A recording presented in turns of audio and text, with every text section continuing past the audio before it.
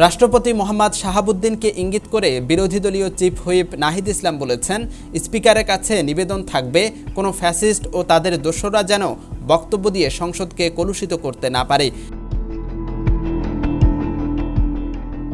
বৃহস্পতিবার ত্রয়োদশ জাতীয় সংসদের অধিবেশনে জুলাই গণঅভ্যুত্থানের শহীদদের ওপর আনা শোক প্রস্তাবের আলোচনায় অংশ নিয়ে তিনি একথা বলেন।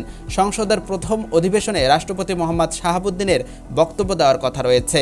স্পিকারের দৃষ্টি আকর্ষণ করে বিরোধী দলীয় চিফ হুইপ নাহিদ ইসলাম বলেন, আজকে সবাই এক বাক্যে স্বীকার করে নিয়েছেন যে জুলাই গণঅভ্যুত্থানের শহীদদের কারণেই আমরা এই মহান সংসদে বসতে পেরেছি। এখানে আমরা সকলেই ফ্যাসিবাদ বিরোধী লড়াইয়ের সৈনিক। আপনার প্রতি নিবেদন থাকবে কোনো ফ্যাসিস্ট বা তার দোসর যেন আজকের এই মহান সংসদে বক্তব্য দিয়ে সংসদকে কলুষিত করতে না পারে। বিচার দাবি করে তিনি বলেন, আমরা জুলাই গণহত্যার বিচার চাই। শরীফ ওসমান হাদী হত্যা, গুম, খুন, বিগত সময়ের লুটপাট ও দুর্নীতির বিচার চাই।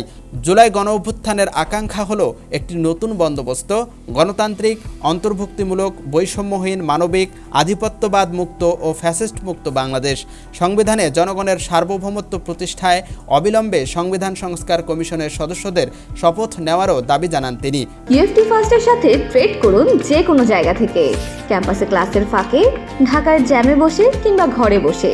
ট্রেডিং এখন হাতের মুঠোয়, তাই ট্রেড করুন যখন খুশি, যেখানে খুশি।